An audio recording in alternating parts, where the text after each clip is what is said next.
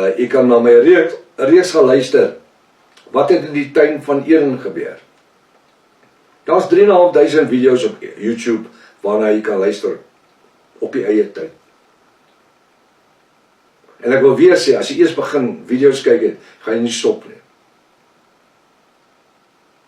En ek sê in elke video, as ek verkeerd is, hier's my telefoonnommers, my kontaknommers, sê my waar is ek verkeerd, en gee my die skrif. Moenie alleen hemel toe gaan met jou godsdienstige dogmatiek nie. Vat my saam. Ek deel dan met alles wat ek het met u. So nou kom ek terug na die engel toe. Hy sê, en die engel, hy sê verder sê die engel, dit is Jafashua van Jaffa, ons Elohim, vir haar. Ek sal jou nageslag grootliks vermeerder. So waar kom die boodskap vandaan? Eintlik van die skepper van hemel en aarde. Want 'n engel kan nie mense vermeerder nie. Die engel is die boodskapper. Sodat dit vanweë die menigte nie getel kan word nie. Wat sien jy?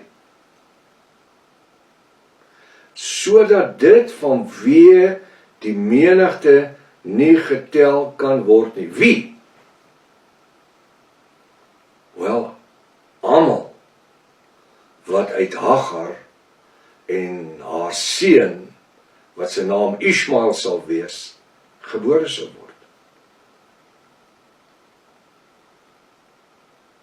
Soos die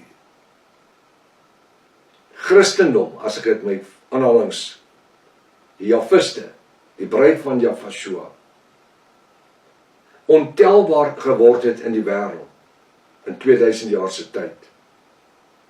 So sal jou nageslag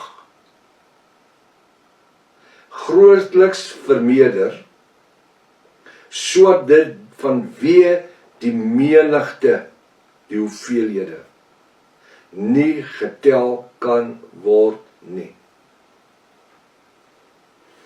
Nou, ons is besig om te kyk na die verskil tussen Ishmael en, Islam en die moslims. Wat is die verskil tussen Islam en die moslims? En daar is 'n massiewe verskil, dit is nie dieselfde klomp ouens nie. Maar sommer vroegtydig sê dat jy weet. Kom by dit. Sien, dis eskatologie, waarvan die pastore en die predikante goed niks van weet nie. En die goed was nie geleer nie. Het my jare en jare en jare gevat om die navorsing te doen. Eeue voor daar ooit 'n rekenaars was. So hier is nie rekenaar informasie nie. Toe ek die goed jare terugpreek, toe sê die ou pastore, jy is mal, jy weet niks nie. Maar weet jy wat? Na al die jare, meeste van die pastore is al huis toe. Vandag is die goed besig om in plek te val. Sê vir my, ek gaan net so 'n stywer in die bos gooi. Wat 'n nasie is besig om die grootste in die wêreld te word? Wat 'n nasie is besig om die grootste nasie in die wêreld te word? Wat sê jy? China. Onmiddellik sal die ouens sê China. Nee. China gaan 'n druppeltjie wees teenoor hulle. Die Russe, die Russe is nog minder as die Chinese. Amerika, nee, Amerika is so tussen China en Rusland. Nou wie dan? Kom ons kyk na die nageslagte wat uit Ishmael gebore sal word. Weet jy wat die Ishmaelite of die volk van die Mohammedane, kom ons praat van die kom ons praat van die Islamite. Hulle trek vandag in elke land in. Hulle kom met skepe, vlugtelinge aan, hulle immigreer op wettige maniere, hulle immigreer op onwettige maniere. Hulle trek in en hulle teel aan soos rotte.